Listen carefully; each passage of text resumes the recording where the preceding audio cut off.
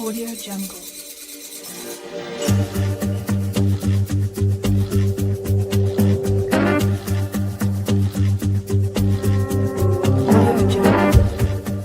I am the Divine Prince, Emmecca, Pan-African spiritualist, practitioner, author, advisor, Elagoon, Oloye, Hoodoo, Obeya, Bokur. I reside in this beautiful and legendary historic Treme, New Orleans, Louisiana.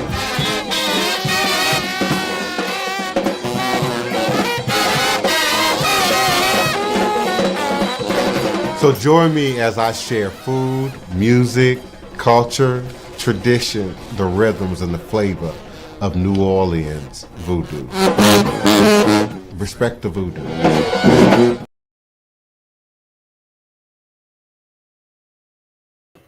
Greetings, and salutations, one and all. Come in, welcome. This Tuesday, February 25th, 2025. It is another edition of Revolutionary Hoodoo, New Orleans Voodoo Secrets and Recipes. Powered, supported by, promoted by NONVD, New Orleans National Voodoo Day. You are now listening live and always in archive at your leisure and convenience to Voodoo Chief Divine Prince Emmecca, Pan-African spiritualist, practitioner, author, and advisor, Elagoon, Oloye, Hoodoo, Obeya, Bokur, broadcasting live from this beautiful, historic, legendary, and enchanted city, New Orleans, Louisiana, sharing with you in all things spiritual, mystical, metaphysical, cosmic, universal, healing, and holistic, evolutionary, and revolutionary from a Pan-African Hoodoo world spiritualist perspective. Understanding that all is truly and indeed a blessing if you can just see beyond the veils, for it is all just an illusion and a test and one of the greatest divine mysteries of this life cycle. I certainly appreciate you. I'm grateful for you, those who are watching and viewing and participating with us via all various social media channels. Greetings, D Goddess. Thank you so much. Honor and respect to you and yours. Thank you for being present here with me. It is days before Fat Tuesday, days before Mardi Gras. It is carnival time. So I'm not sure which of my co-hosts, if any, are going to make it here tonight. The schedule has been overwhelming. I've been filming new episodes of my coming docuseries, Respect the Voodoo. So I've pretty much had a camera in my face all day, every day. I had a bit of a breakdown today, but I managed not to get them to capture it on camera. But they suggested that it would never happen again. And if I ever lost my cool, they would certainly go film it and put it on the show. But my schedule is overwhelming as a hand beating, sequencing, sewing, masking, Black Mardi Gras Indian. My schedule is tight days before Mardi Gras Day. And let me be clear, if you know, I am on the wall. Let me be clear, I am on the wall. But there's always something to add. There's always something to tweak. There's always something to elevate, at least for me, literally up to the very last minute on Fat Tuesday, this coming Mardi Gras morning.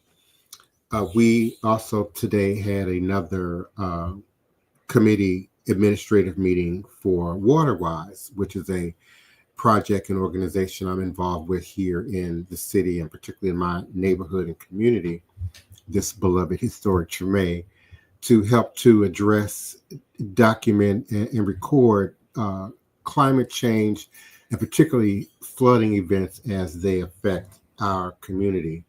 And subsequently,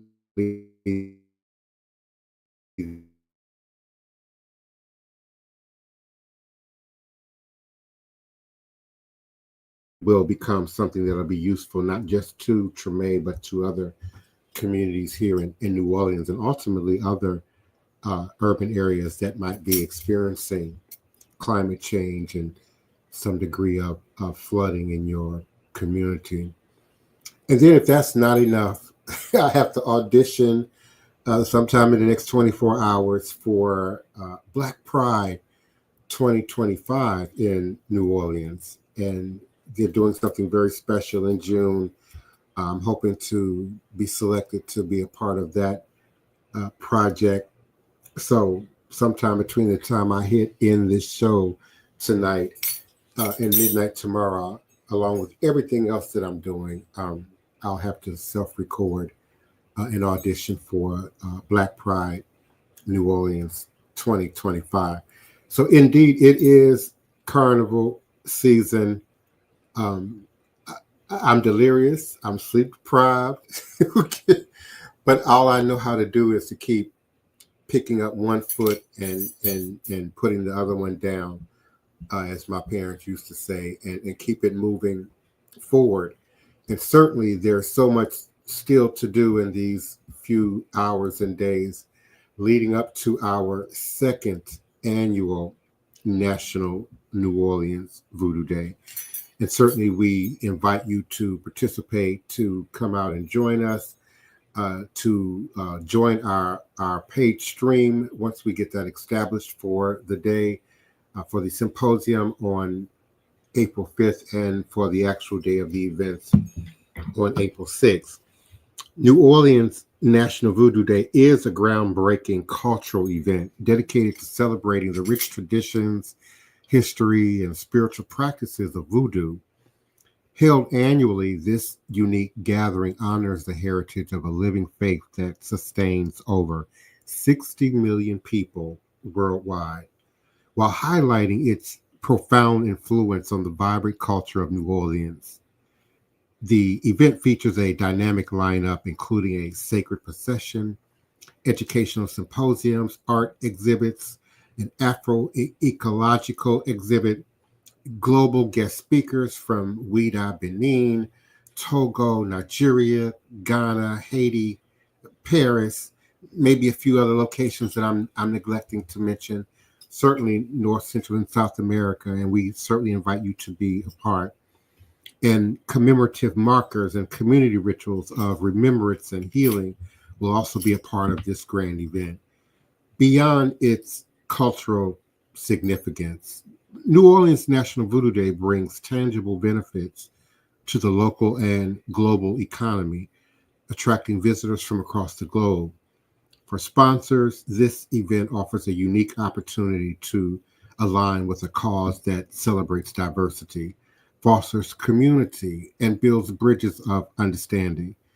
Your support ensures the continued success of this vital tradition, creating a legacy of education, celebration, and unity for generations to come. And I certainly do not want to neglect Rosine, the beloved cultural representative liaison to the mayor's office, Mayor Cantrell's office, that is also assisting us with the delegation coming from Benin and the overall production promotion of this event. So we certainly don't want to neglect to give honor and thanks to our city councilmen who participated with us, our mayor, and certainly the city and state of Louisiana. And we invite you out there, our community, to join us and be a part of this great event. You can gather more information and visit us at www.voodooday.org. That's VODOUDAY.org. And certainly the most important letter is the U, signifying YOU. And certainly we could not do this without your love, your support, your energy, and certainly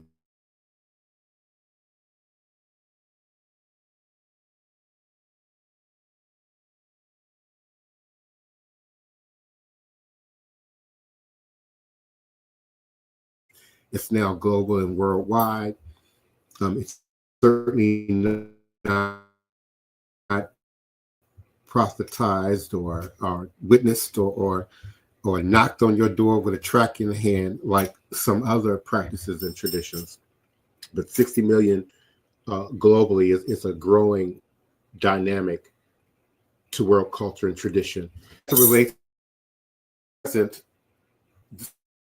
but future generations are beginning to look at, interpret spirituality and religion, culture and tradition, in an overall sense of healing.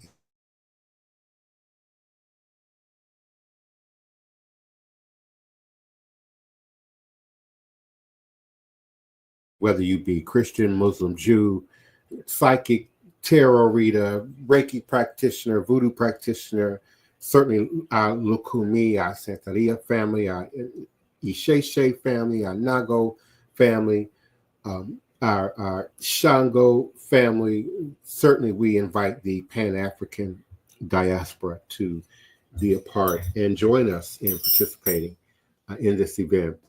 Mommy Moon, a powerful mambo from Haiti that resides here in New Orleans, is a powerful contributing elder and leader to this event in terms of us grasping and learning the songs and the traditions as they are demonstrated, certainly in Haiti. But we will also have an opportunity to witness West African tradition in its finest as our delegation from Benin also comes and contributes and participates in this grand ceremony and celebration that will take place in Congo Square following the procession from the river through the community and ultimately to Congo Square. So we couldn't be more excited about this event. We couldn't be more motivated. Last year was a great turnout in spite of great, wicked adversity, often from within. Well, I won't say often, primarily from within the dynamics of our so-called own community. So we must be careful as we make transitions in politics, as we make transitions in religion, and how individuals and families embrace and walk in and demonstrate belief, philosophy, lifestyle. We must be very careful as we make this transition. If COVID wasn't enough for you, if a quademic that we're now walking in isn't enough for you, if a second term, of the orange clown isn't enough sign for you, I think the magical book speaks of a time, a day when they will ask for a sign, and signs will be all around them and right in their face. And of course, I'm ad-libbing now. They will not be able to see the forest for the trees. So he who has an ear to hear, let them hear. She who has an eye to see, let her see. And certainly they who have a voice to speak and to stand up in your demonstration today, let them stand up in their demonstration. This is no longer a time when we should feel a need to hide and go back into the closet in terms of this practice and its tradition. And I understand the effect that a double term of the Orange Man has had in causing people in other aspects of grassroots organizing to sort of rethink their presence, rethink their demonstrations. I see you. I see some of you changing the wording on your bios and how your profiles are worded and what hashtags once were on your profiles that are not there today. So let this not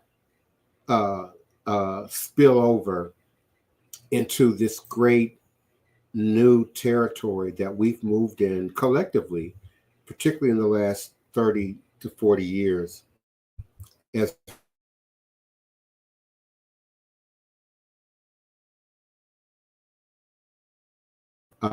belief and its demonstration.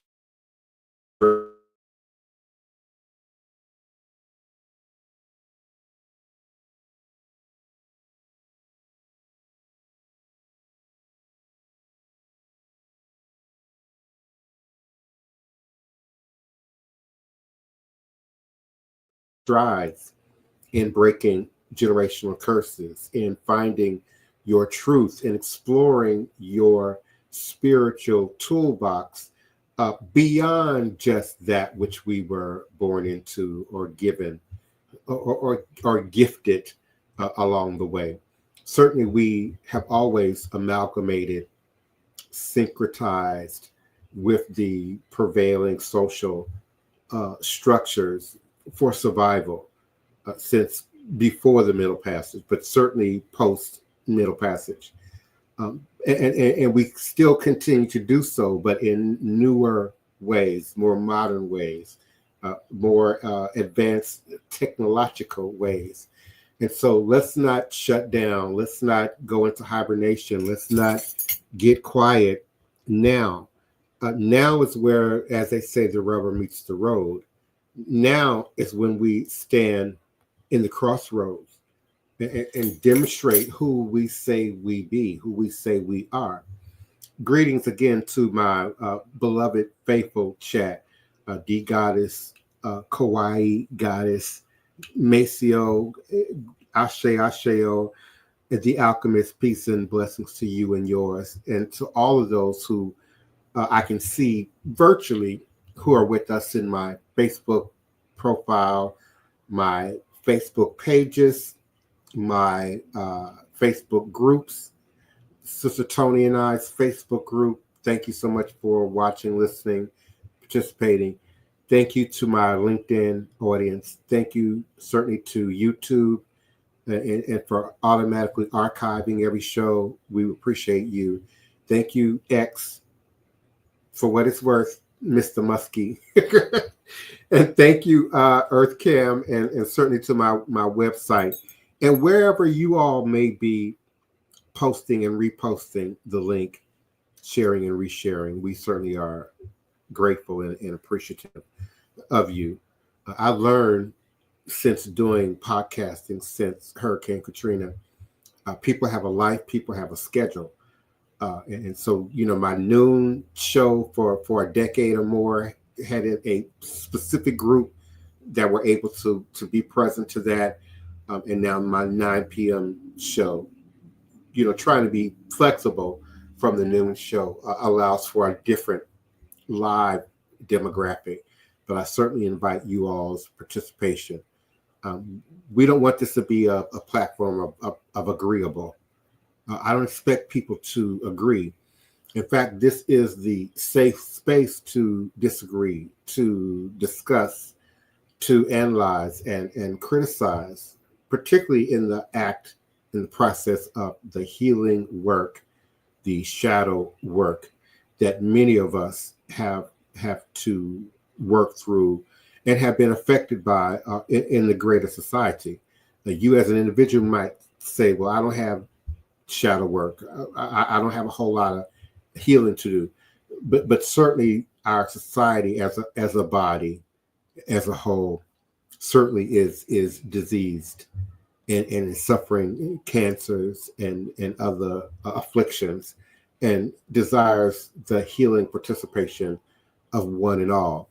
So it certainly begins at the center, at the root of each individual, but it has to become something that becomes applied in our families, in our peer groups, in our workspaces, in our communities, and certainly at a profoundly global perspective. I believe, and I've been saying for decades, that our salvation, if we can use that word, and I know salvation is triggering for some of us, but our salvation is Aboriginal and Indigenous spirituality and tradition. And it's not just about going back, Sankofa, going back to pick up what was left, but it's also about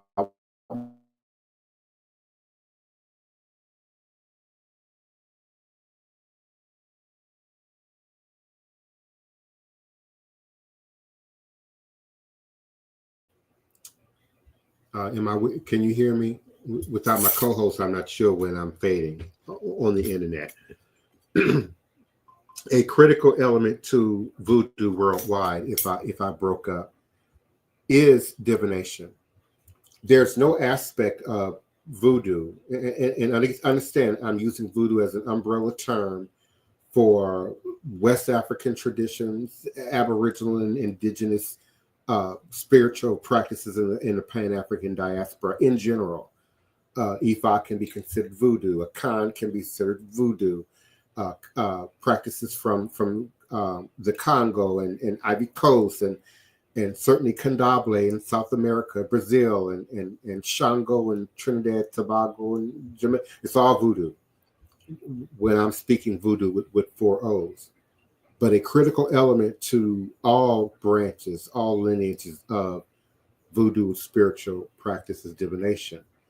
For without divination, there is no blueprint, there is no sacred text, there is no recipe, no formula, no fix, no repair, no history of comparison, no pharmacological library and place of diagnosis without divination.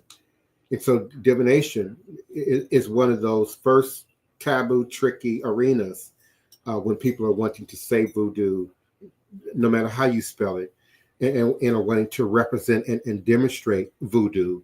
It is not in tarot cards.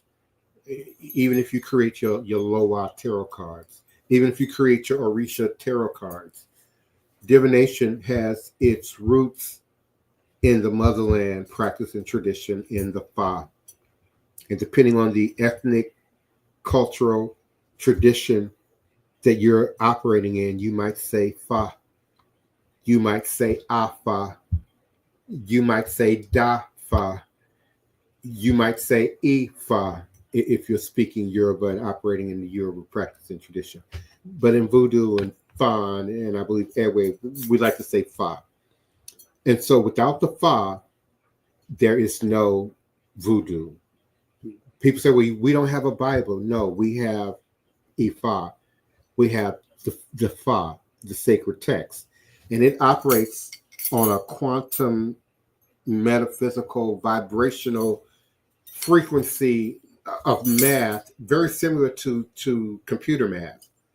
When we take 16 gigabytes and 16 gigabytes on the left and 16 gigabytes on the right and produce 256 megahertz of power, or 256 Vodou, possible Vodou, that could be created from the 16 master principle Vodou.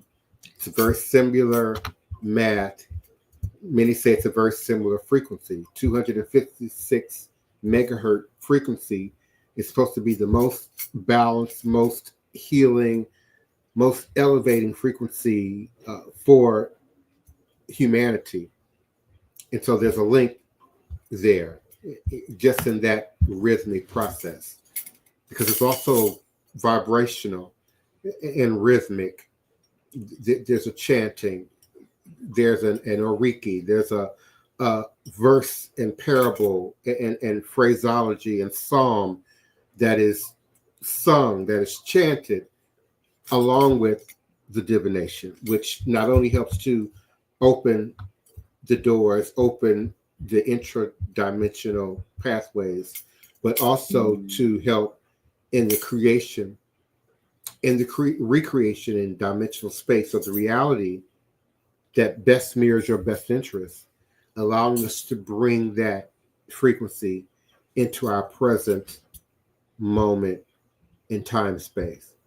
So I often describe the do. In Voodoo, we say do. In Yoruba, they might say Odu, as a capsule of information. And like an onion, the solid part, if you will, is at the center. The foundational part is at the center. The generic overcasting, like a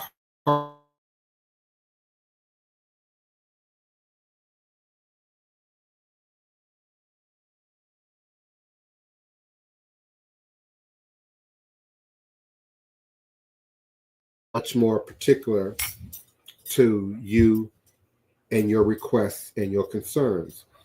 And it is 360 degrees, meaning it will hit every house in your sun chart. It will hit every point of light in your moon cycle. It will cover everything: career, education, housing, personal life path choices, health, wellness, love, relationship, spiritual warfare, spiritual growth, and evolution. It will cover everything. A divination with me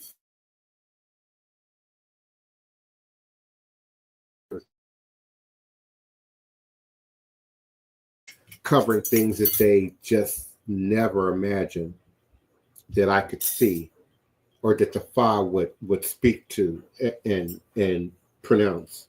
So without divination, we ask permission with divination. We communicate with the Most High in the spirit realm by way of divination.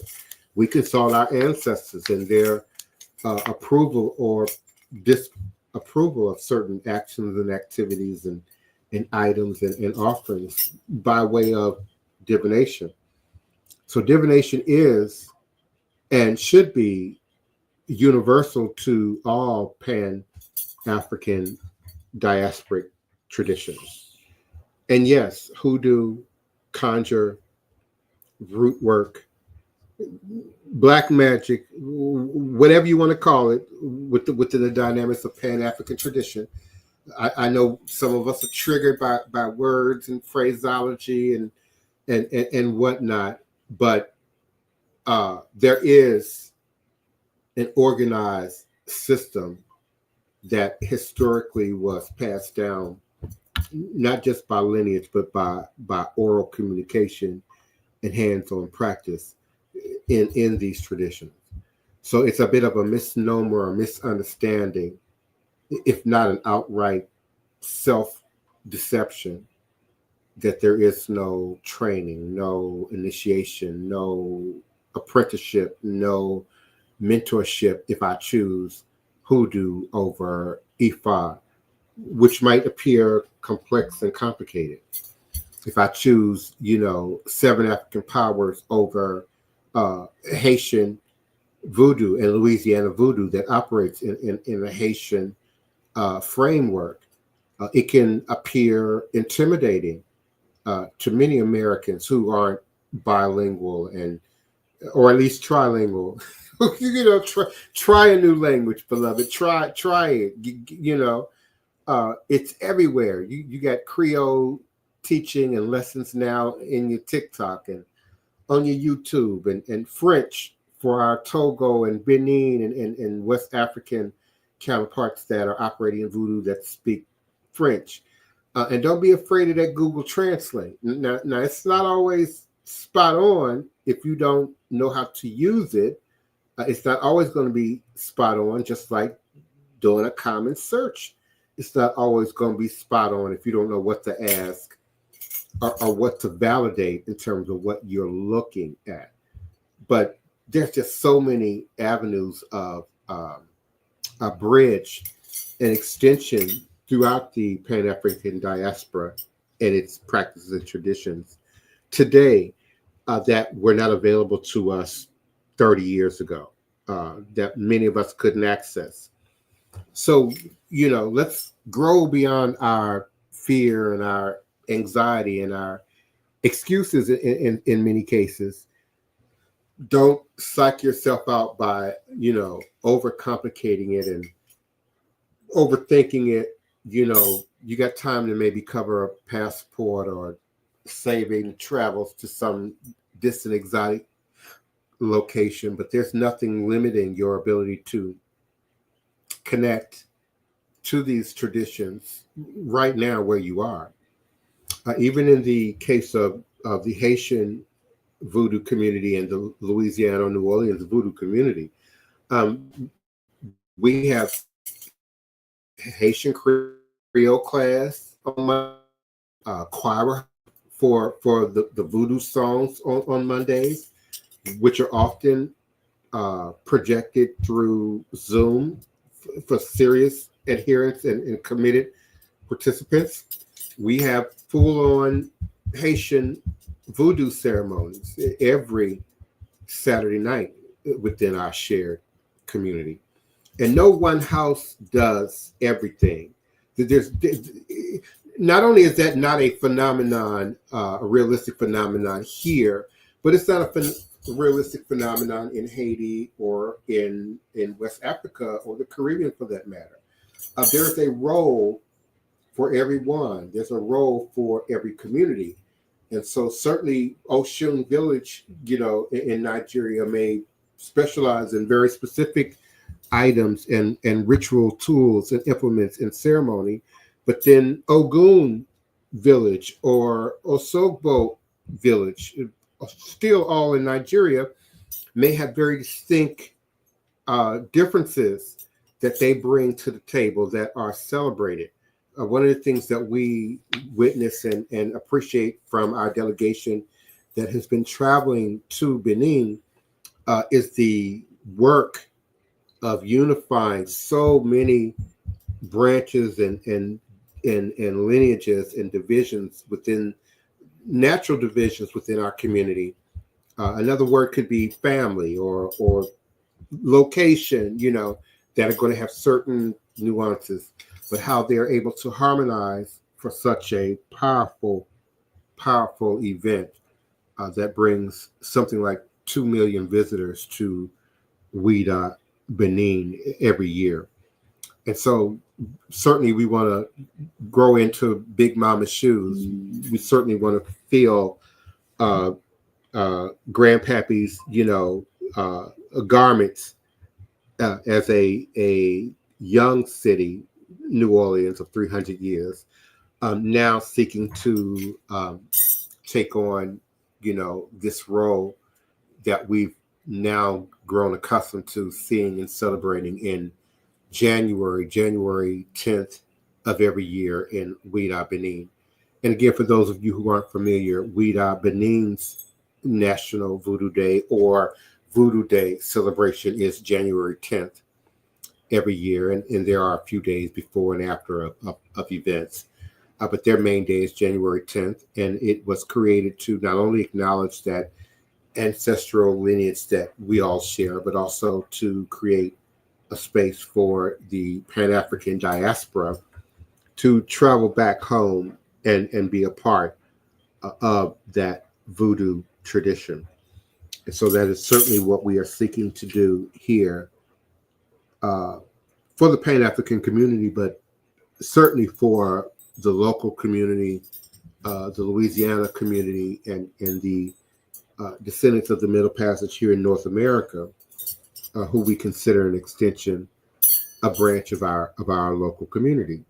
So again, we invite you to participate, to bring what you have, what you offer, how you show up in the practice and the traditions to this event.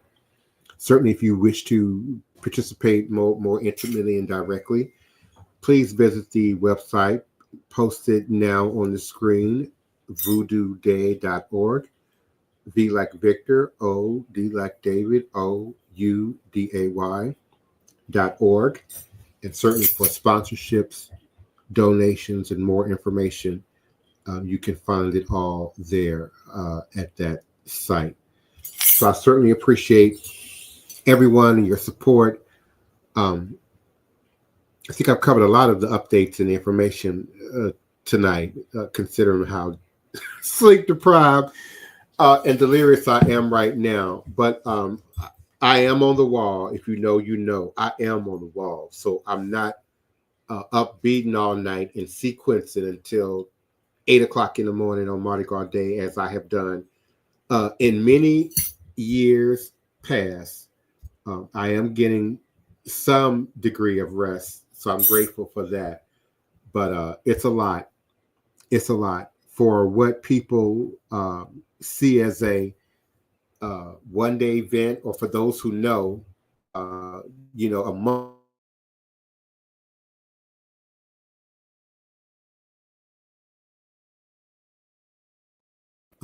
It really is a more than 365-day a year event for us.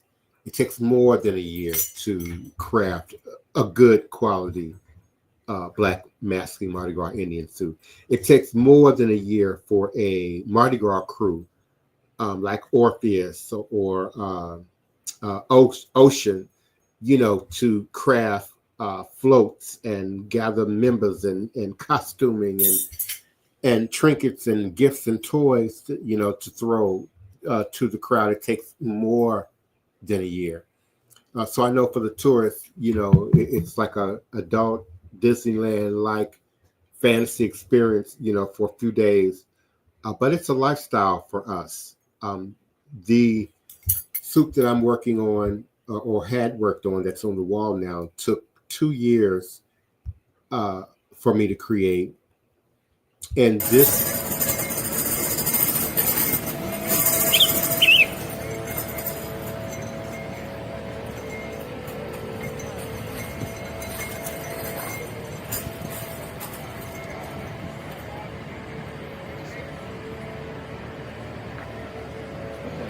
suit here that ended up in the Presbyterian Museum in Jackson Square here in New Orleans, and then went on to the Musée du 30 seconds. Bradley in Paris. Stop it. This also took me more than 2 years to prepare.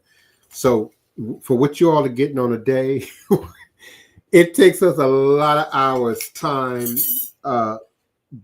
punching your fingers with a needle. It's a lot. It's a lot. And so I do it out as a labor of love. I do it as a labor of commitment to ancestral masquerade. For me, it's every bit ancestral egungun, Galede, Zongbeto, West African ancestral masquerade.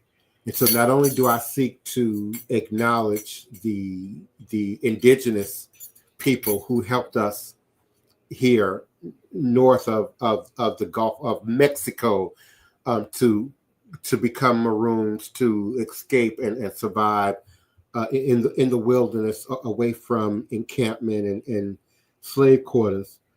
But I also seek to embed Egungun, Galede, Zombeto, West African masquerade elements directly into my suit each year. And so I'm very proud of my work. I've been doing this, much to my surprise, since 2013. Until I found some previous awards that I received, I had almost forgotten exactly when I started doing this.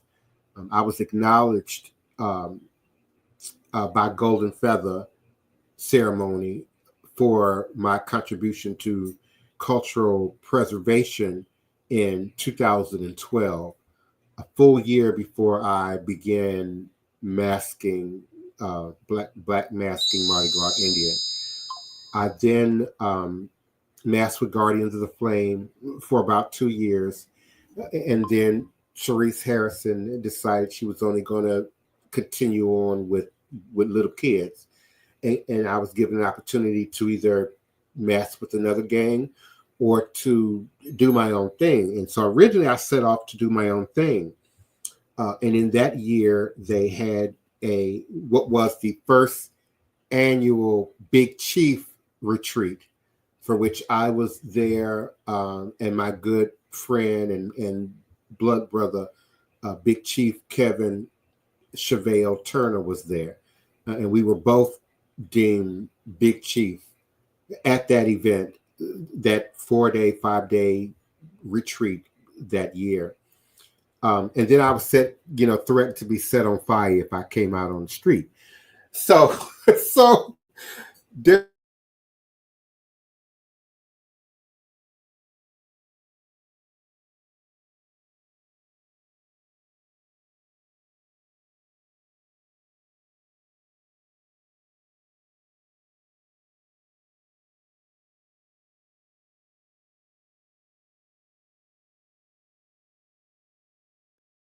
Voodoo, Veve, Bombi on the front. 3 years I masked with them, and then Big Chief decided he was going to retire, only to pick it up again maybe a year after that. But at that point, I went fully into Black Hawk Voodoo, which is the name of my tribe. Black Hawk Voodoo, parentheses maroon. We are a maroon gang, so we don't look exactly like a yellow Pocahontas or some of the other downtown tribes, though I'm considered a downtown Indian. When I started masking, I was an uptown Indian. And so I learned flat beating uptown style, and then happened to stand up next to Daryl Montana, David Montana, Big Chief, Victor Harris, and Faya. I had to learn to elevate.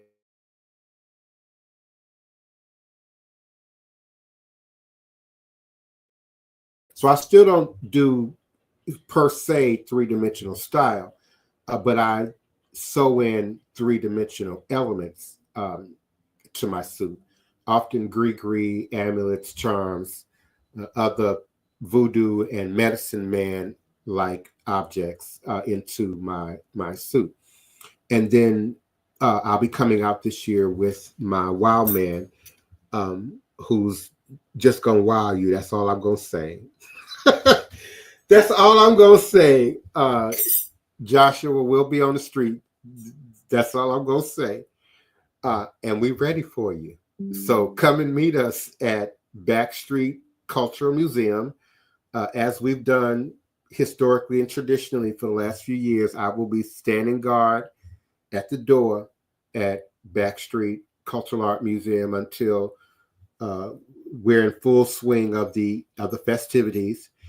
Victor Harris, Big Chief Faya will be passing the baton, retiring in his white, and will be then passing the baton to his son to carry on Faya. So we will be there to assist them in coming out. And make sure y'all just don't get too carried away at that dough, which happens every year. The crowd builds and swells, and people want to come and go. And so they started posting the voodoo at the door to keep you all in the media kind of appeased until they're ready to come out full swing. So the media will be there. My production team will be there. I am still filming episodes of my coming docu-series, so they will also be out there filming. So certainly to my local culture bearers and participants, you want to be a part of the demonstration, please come on out. We'll be there. And some of my good friends in local media, I won't call their names, but some of them have committed to come on out. So until they actually do so, I won't say who they are. But if they show up on Mardi Gras morning, great. And we'll all know who they are. So I'm excited. I'm not having too many problems tonight with the Wi-Fi because all of the activities are happening uptown tonight. Three major, thank you kindly, DJ D. Three major crews rode tonight from uptown. So a lot of the crowd and the tourism and the pull on the Wi-Fi that would normally be happening has left the neighborhood. It's been really quiet for the last couple of hours. The last thing that passed through was a second line that I posted to my Instagram, to my TikTok, and to my Clapper page. I think that was around what, 7 maybe 7:15. And after that, the neighborhood went quiet. DJ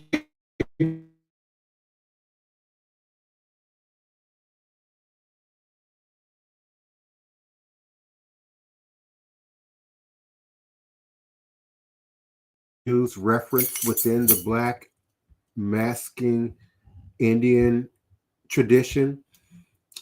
We represent elements: earth, water, fire, wind, but you hear a lot about fire. Unless I said something that I'm completely that I'm completely forgetting right now. But yeah, that may very well be what you heard me say or reference. Greetings, Tariq. Thank you so much for your continued support and participation. He writes, wow, I didn't know that. I imagine it took long, but not that long. I imagine like a few months to a year, not a year or over. Yes. And it does take amazing dedication. There's no way else to do this. You have to love it. By the time you run a sewing needle through your finger a thousand times, you got to love it.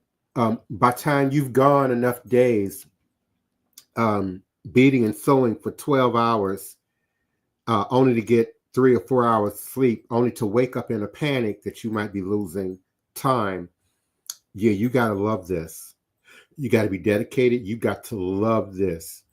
When we think of, as kids, and we used to play cowboys and Indians and blood brothers, this is a blood sport, literally and figuratively.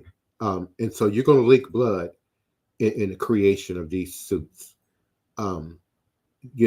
There's a way to do this, and then there's a way that is not accepted at the community. And the worst thing is to come out unprepared or misrepresented. You could really run into problems on the street. Masking Indian is an adult sport, and women and the queens being in this arena is relatively new by just a few decades. This was traditionally a male sport. So it can be aggressive. There's Indian play and Indian warfare and mock shenanigans that can go on out there. There's certain body positioning and symbolism that can elicit an aggressive response. So the community who knows, and the tourists and journalists who know and who have come accustomed to that, you're going to see them right out there, right out front to sort of see what we're doing and how it's coming together. But we also have Super Sunday a month later. We have St. Joe's Night, which happens on March 19th, which is a after dark sport similar to Mardi Gras Day, which can be a little bit risky with the mock Indian warfare that goes on. But then there's the more family-friendly Uptown Super Sunday, Downtown Super Sunday, West Bank Super Sunday, which is more of a parade. So we're not, carrying hatchets necessarily, shooting arrows and mock war. It's more of a family-friendly, kid-friendly, take pictures, bring the family out to sort of see who and what from a close-up perspective. Yes. Maceo says, like writer's block, do you ever get stitcher's block of knitters, sewer's block to where you have to stop and come back? Oh, yeah. Absolutely. My schedule alone is overwhelming. So being in 4 different organizations and being a leader and a godparent in ballroom, if you know what ballroom is, from the Royal House of LaBeija out of New York City, and then acting and performance, it's a lot. So yeah, you get overwhelmed. The creator's block, at least for me, doesn't really happen because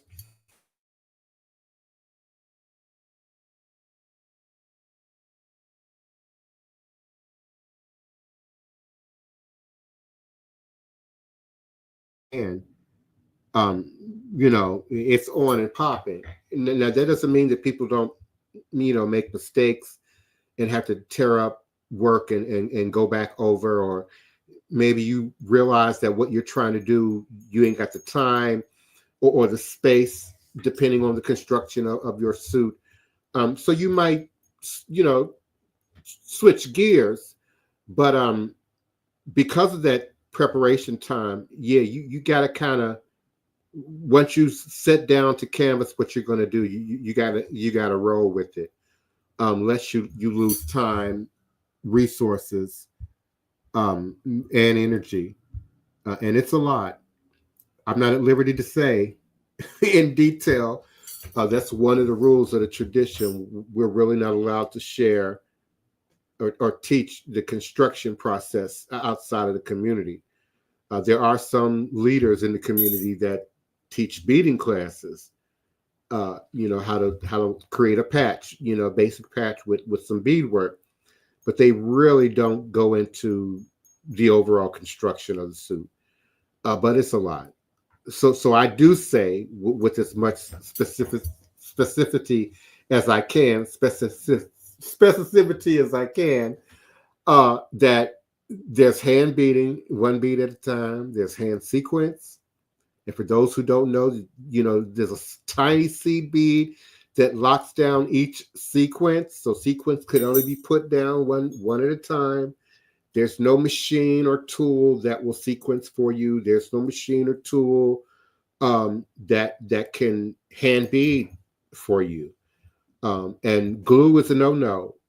For those of you who think, this is a hot glue process, no.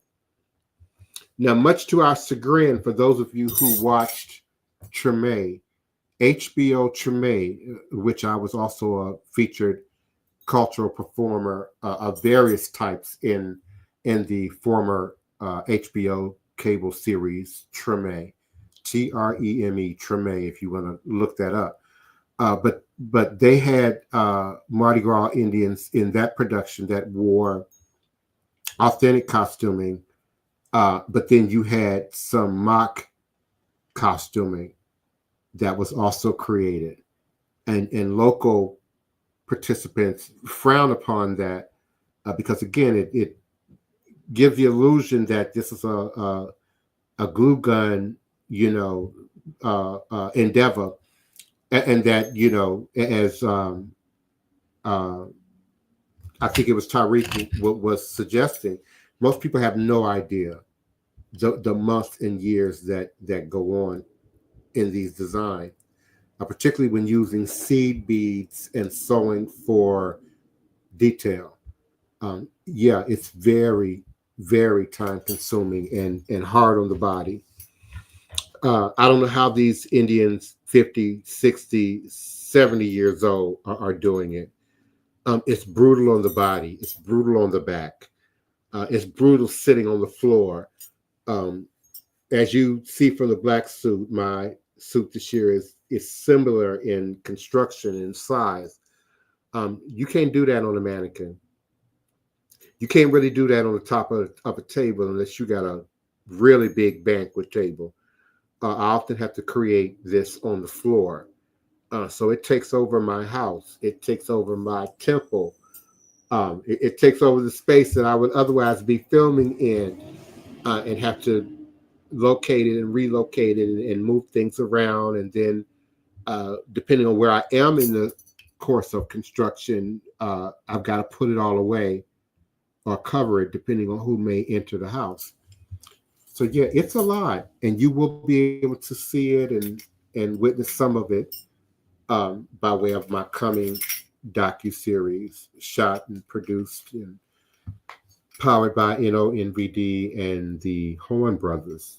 And so I'm really excited about this production. Many of you have seen my current trailer, which is on the front of my YouTube page, and it is in my videos, and I aired it at the top of the hour. But we've created a whole new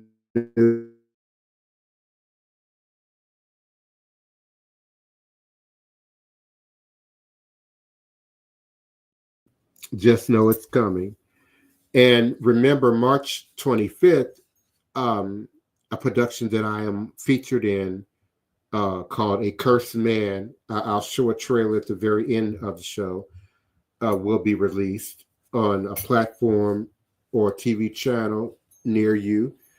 And it's about the director who contacted me and apparently several other practitioners asking that a curse be put on him.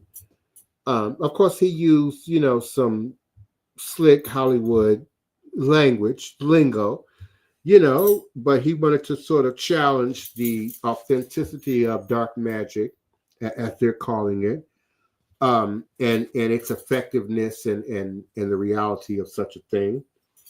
You can tell just from the trailer what my response was, and you can also tell from the trailer that he absolutely continued on to do so, and very well may have had some regrets about it.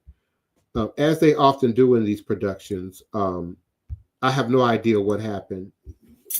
We all will find out together on March 25th when this airs what actually happened to this man, and what caused him to even suggest that he may have regrets about doing so. So that will be March 25th. That's coming out. That will be released. And I'm going to, after I end the show tonight, I'm going to air a clip of that. Thank you, Dee. I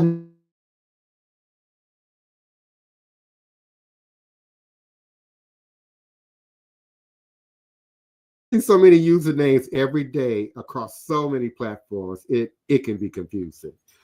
Even one of my older sisters, my blood sister, she changed her username so many times. One day it's a man name, then another day it's a woman name. I'll be so confused. But I got you. I got you. How long was the documentary shot? The docu-series that I'm filming for myself in the Horn Brothers now, or are you referencing the Accursed Man? The docu-series that I'm filming now, we've really been in production over 5 years, which is not a long time. I forget the name of the movie.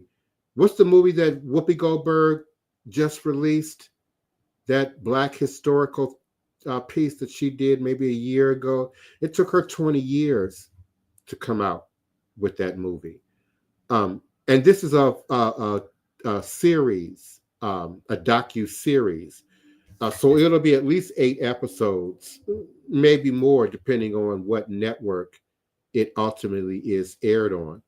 For example, if it ends up on Netflix or Hulu or something, like Atlanta Housewives, it could easily be 11, episodes or so.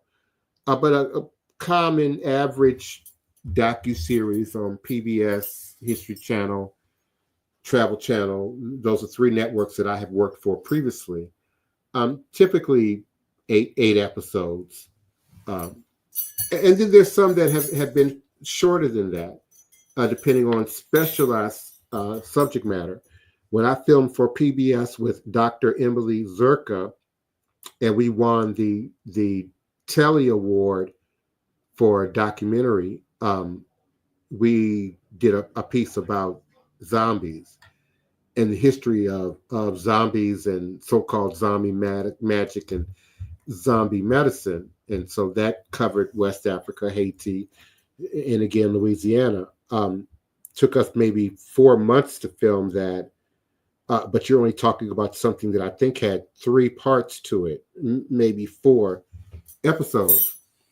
American Horror Story, which I was featured in, season 3, episode 3. They're still filming, but our particular Coven, I think Coven was what, 8 episodes maybe. So 8 is typically average, but it can certainly be more or less. But my show,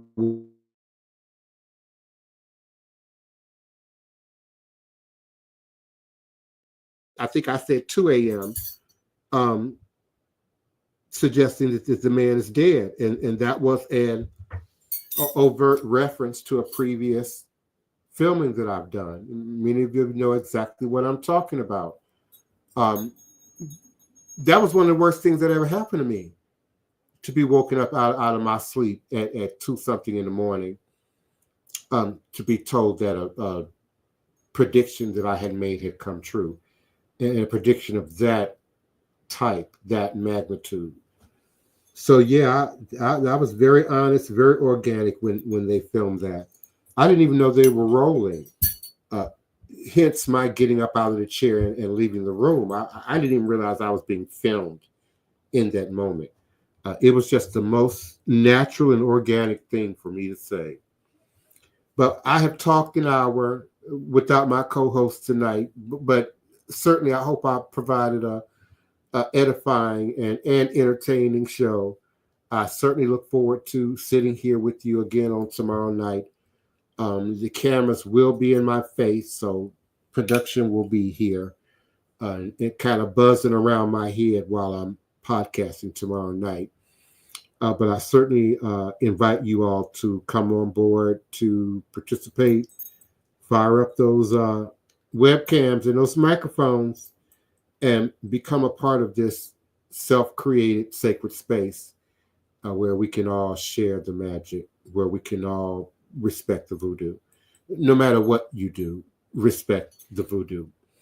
And until tomorrow night, remembering that all is truly and indeed a blessing, if you can just see beyond the veils, for it is all just an illusion and a test, and one of the greatest divine mysteries of this life cycle.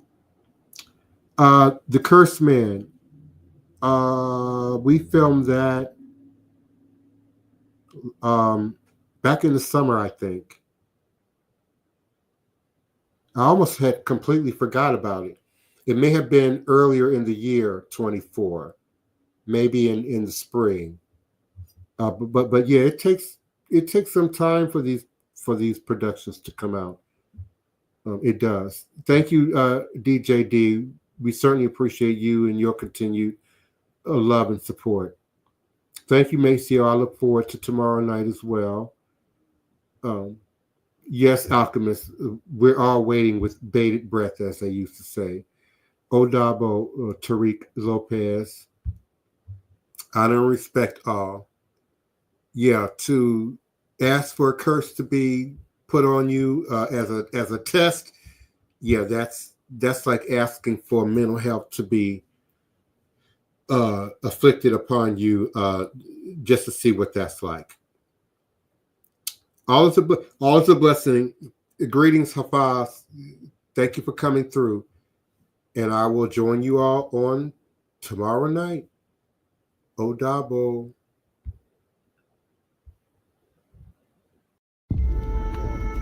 At the beginning of this, maybe I was more skeptical.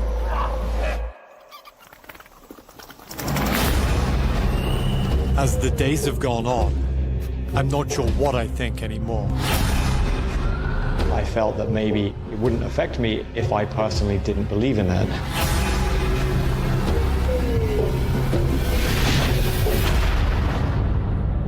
So, knowing what you know now, would you still get cursed? I'm seeking out a curse, a hex, to put on myself. A curse could end your life. You're literally begging the devil to knock on your door just to prove to you that God's real. He could curse you with stupidity, but we think you got that down. Despite the warnings, I'm investigating the real-world effects of dark magic. Looks like you have a lot of love and a lot of opportunity. You are going to cause damage to that. How do you feel after doing this? Evil. That must be quite seductive. That's the power you're calling on. The devil, right? Quite seductive. I'm going to enter into a pact with Satan. Señor Satán, Lucifer, presentamos a este hermano. Con tu fuego purifica. Wyong is pretty much the epicenter of all black magic. People are very scared to even talk about it. Y'all better not call me at 2 o'clock in the morning talking about this man is dead. I don't want to hear that. I have this physical feeling that something bad is coming. What have I done? You're going to have to find faith in this in order to undo it.